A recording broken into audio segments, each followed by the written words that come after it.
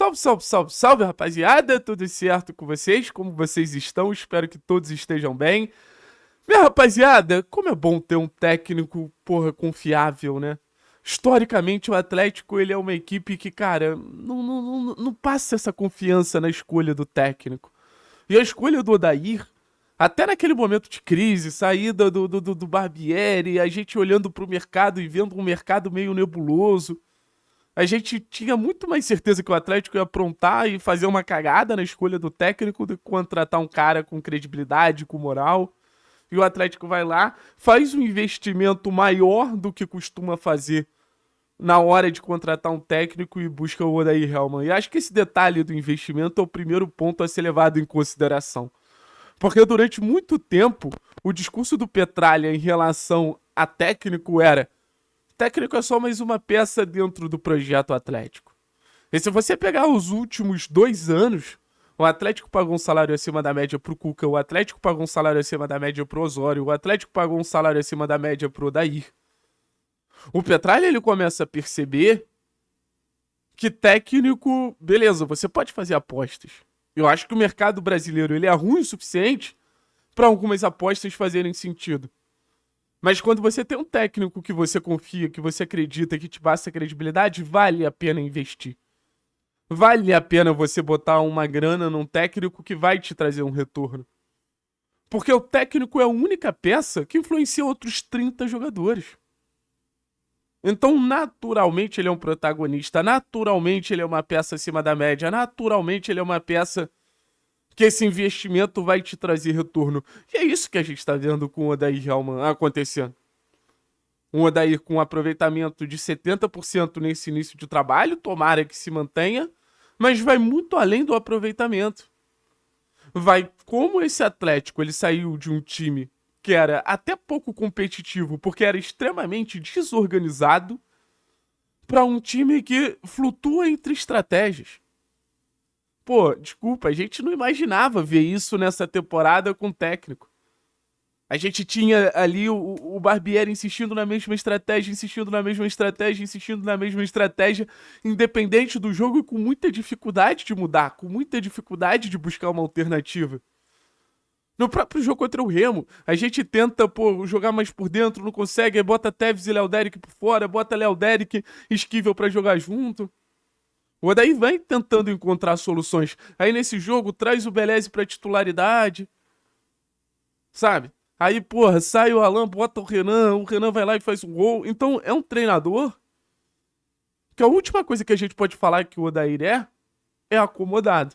A última coisa que a gente pode falar que o Odair é que ele tá, porra, ele tá convicto ali sobre uma ideia e ele não vai ter a parcimônia de mudar. Muito pelo contrário.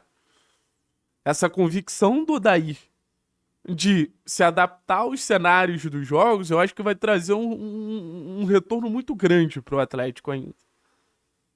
E eu acho que esse retorno a gente vai vendo de forma coletiva, onde claramente o Atlético é um time mais organizado para atacar. E a gente vê, por exemplo, o Atlético antes da chegada do Odair tinha uma média de 1,3 gols por jogo. Se você botar na ponta do lápis contra o Operário, a gente marca mais de 2 gols. A gente marca mais de 1,3, né? Marca 2 gols.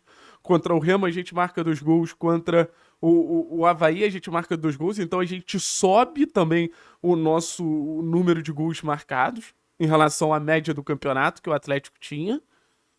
Então isso dá pra ver que o Atlético ofensivamente ele tá sendo mais letal.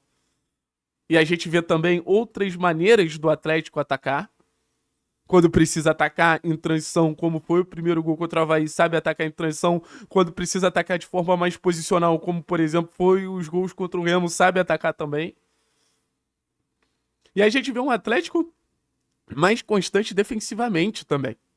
Contra o Atlético não toma gol, sabe? Aí, pô, contra o Avaí toma um gol, contra o Remo toma um gol.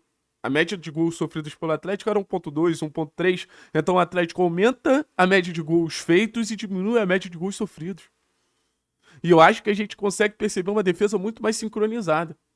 A gente pode, pô, ver ali que contra o Remo a gente sofreu pouquíssimo, quase nada. Até o jogo contra o Atlético Goianiense que a gente perde, a gente sofre pouco contra o Avaí. Foi uma pressão que, beleza, na reta final eles deram um susto, mas a gente resistiu durante boa parte do jogo.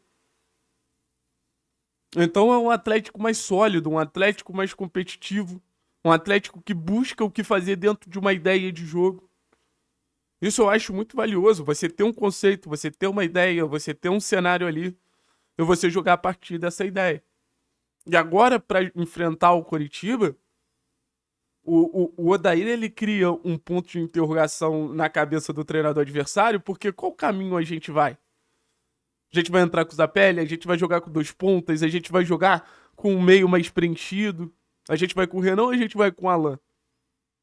Quando você tem um grupo dando uma resposta, quando você tem os 30 jogadores dando uma resposta, você faz o trabalho do treinador, de certa forma, ficar mais difícil, porque, pô, ele vai ter que tomar decisões ali, vai ter que deixar um de fora, vai ter que botar um pra dentro.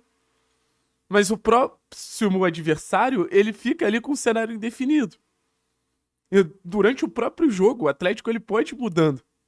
O Atlético pode ir encontrando, pô, alternativas ali. Pô, é um jogo que a gente tá ficando mais com a bola. Então, nesse momento, pô, o Zapelli é reserva, o Zapelli pode vir pro jogo, o Dudu pode vir pro jogo. Ah, não, é um jogo que a gente tá precisando ter mais alternativa de ataque à profundidade. Bota o Tevez, bota o Velasco, bota o Derek. Ah, não, é um jogo que a gente precisa mais área. Bota Renan e Alan juntos.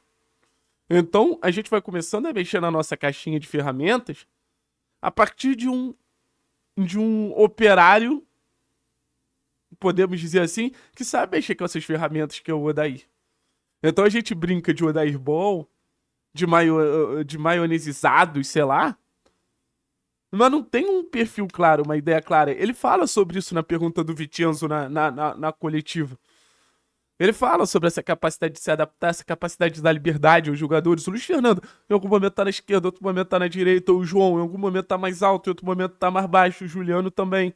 O Esquivel, em algum momento, fica mais como terceiro zagueiro, em outro momento é o Cauã. Às vezes a gente vê Esquivel e o Cauã atacando juntos. Que, inclusive, pô, ganharam um peso muito grande a importância desses laterais.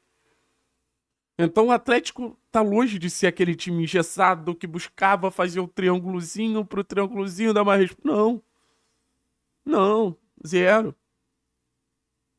Então, assim, o meu sentimento em relação ao trabalho do Odair é de uma projeção de melhora muito grande. E eu vou falar exatamente o que eu falei quando o Barbieri chegou. O Atlético, ele é um time que ele pode ser muito bom, ele pode ser muito ruim, depende do trabalho do treinador. O Atlético não é o time que tem um elenco suficiente para jogar sozinho. Então por isso que eu evito aquela narrativa de é bom ou é ruim. Eu acho uma narrativa frágil. A gente pode ter o mesmo jogador jogando muito bem, jogando muito mal. Volto a dizer, depende do trabalho do treinador. Beleza, pessoal? Tamo junto, é nóis. Forte abraço e um abraço também pro nosso técnico Odair Helma.